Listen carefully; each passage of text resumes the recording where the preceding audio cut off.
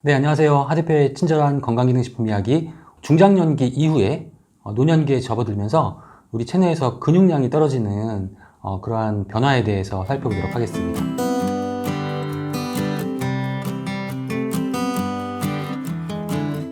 예, 노화에 의해서 여러 가지 우리 신체의 변화가 나타날 수 있는데 그 중에 가장 대표적인 것이 노화가 진행되면 근육량이 줄어들고 그리고 체지방이 증가한다는 것입니다. 거꾸로 생각하면 이 근육량을 계속 유지하는 것이 결국 노화를 지연시킬 수 있고 질병의 그런 가능성을 낮출 수 있다. 이렇게 우리가 이야기할 수 있는 것이죠. 지금 화면 보시면 나이가 들어감에 따라서 체지방은 계속 증가하고 근육은 계속 줄어들고 있습니다. 오른쪽으로 가면 체지방이 줄어들죠. 연세가 많이 드셔서 활동량이 줄어들면 또 체지방이 마지막에는 급격하게 줄어들게 됩니다. 근데 우리가 나이가 들면 근육이 줄어드는 이러한 변화, 당연히 나이가 들면 근육이 줄어들겠지 이렇게 생각하시면 안 되고, 그러니까 평균적으로 근육량을 유지하는 것과 비교해서 급격하게 근육량이 감소되면 우리 건강에 상당히 심각한 그런 여러 가지 문제점을 유발시킬 수가 있습니다. 그래서 세계보건기구에서는 근육량이 평균보다 더 많이 떨어지는 그런 상태를 질병으로 분류를 하고 있습니다. 근감소증, 사코페니아라고 하는데요. 보통 이제 근감소증을 판단하는 기준은 같은 비슷한 연령대보다 근육량이 30-40% 이상 더 감소되었을 때 우리가 근감소증이라고 하는데, 이 근감소증이 발생하면 대사증후군이 증가하게 됩니다. 대사증후군은 허리 둘레가 더 많이 증가한다거나 체질량 지수가 크게 증가해서 여러 가지 당뇨나 고혈압, 그런 심혈관계 질환의 가능성이 높아질 수 있는 그러한 상태를 우리가 대사증후군이라 하는데, 이렇게 근육이 감소하면 대사증후군이 증가하는 이유는 당연히 이제 근육에서 에너지를 소비하는데 그러한 에너지를 소비할 수 있는 그러한 근육이 감소하게 되면 과잉의 에너지가 체지방으로 축적이 되고요. 여러 가지 기초 대사량도 감소를 하게 되고, 그렇기 때문에 이제 그 결과로서 대사증후군의 가능성이 높아지게 되는 것이죠. 또 심혈관계 질환, 당뇨의 가능성이 높아지게 되고요. 관절도 약해지고 또 근육량이 줄어들면서 뼈도 약해집니다. 그래서 고다공증 발생할 수 있고 골절도 쉽게 나타날 수 있고요. 그 다음에 근육량이 줄어들면 두뇌 기능도 떨어진다라는 그런 결과들도 있고요. 각종 통증, 오십견, 요통 등과 같은 그런 여러 가지 통증을 더욱 빈번하게 발생할 수 있다라고 합니다. 그래서 이제 우리 몸의 근육 관리는 근육량이 최대에 달하는 그런 30대부터 관리를 하셔야 되고, 늦어도 50대부터는 그냥 내가 나이가 들었으니까 자연스럽게 근육량이 떨어지겠지 이렇게 생각하시지 마시고 근육 소실 예방에 적극적으로 주의를 좀 기울여 주셔야 되고요.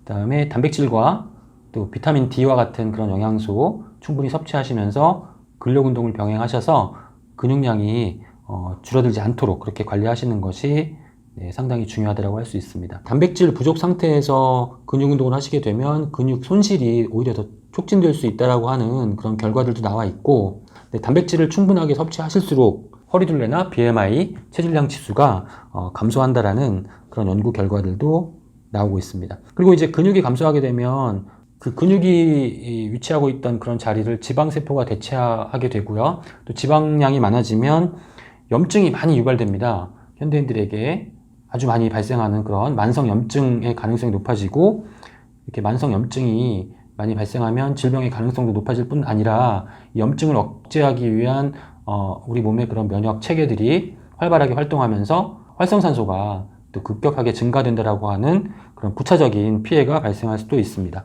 단백질을 충분히 섭취하시라고 하는데, 단백질 섭취 권장량은 단위 체중 1kg당 한국영양학회에서는 0.91g을 권장을 하고 있습니다. 1g이라고 한다면 체중이 60kg이면 단백질 하루에 60g 정도를 보충해 주셔야 된다는 의미인데, 이제 대한노인학회에서 연세가 많이 드신 분일수록 단백질이 더욱더 많이 필요하기 때문에 1.2에서 1.5g 정도를 권장을 하게 됩니다.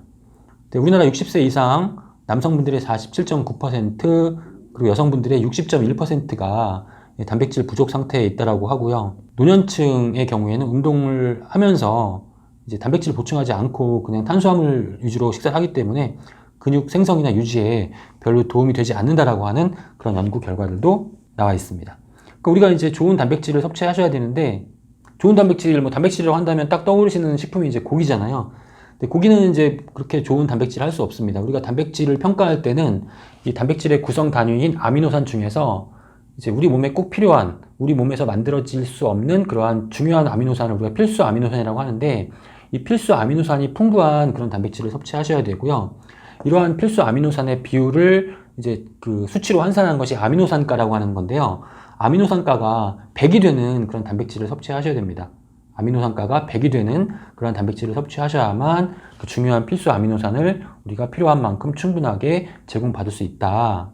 그렇기 때문에 아미노산가가 100인 그런 단백질이 좋은 단백질이라고 할 수 있는데, 여기에 해당되는 단백질이 뭐 계란이나 우유나 그리고 대두 등을 들 수가 있고요. 우리가 흔히 단백질 급원 식품으로 잘 알고 있는 고기의 경우에는 아미노산가가 100이 안 되고 90에서 95 사이이기 때문에 사실 아주 완벽하게 좋은 단백질이라고 할 수 없고요. 그리고 지방이나 콜레스테롤도 많이 함유하고 있기 때문에 우리가 어떤 단백질 보충을 위해서 육류를 많이 섭취하시는 것은 크게 권장하진 않습니다. 근육에 도움이 되는 영양소, 단백질에 대한 내용들을 말씀드렸는데, 그 외에 근육 유지에 도움이 되는 영양소, 비타민 D를 말씀을 드립니다. 비타민 D는 우리가 체내의 비타민 D 수준이 낮으면 근력이 감소하게 되고 근육량이 떨어지게 됩니다. 그리고 근감소증 그룹에서 체내의 비타민 D 농도가 낮게 나타났다는 그런 연구 결과들 지금 보고 계시고요. 그리고 비타민 D의 보충이 근육 기능 및 근력 향상에 도움이 된다고 하는 그러한 많은 연구 결과들이 발표가 되었습니다. 그리고 또 한 가지 또 뼈의 건강에 도움이 되는 영양소 오메가3 지방산을 말씀을 드립니다. 오메가3 지방산 근육 단백질 합성하고 대사에 관여를 하는 그런 성분이고요. 또 오메가3가 항염 작용, 염증을 억제하는 그런 기능이 있기 때문에 근감소증에 도움이 되는 것으로 이렇게 추측을 하고 있습니다. 그리고 근육하고 그 근육의 기능 감소 속도를 지연시킨다라고 하는 결과들도 있고요. 또 근감소를 치료하기 위한 그런 대안으로 접근을 하고 있다. 또 하나 재미있는 연구 결과를 찾아서 제가 소개를 드립니다. 물 섭취량과 근감소증의 상관관계를 연구한 그런 논문인데요.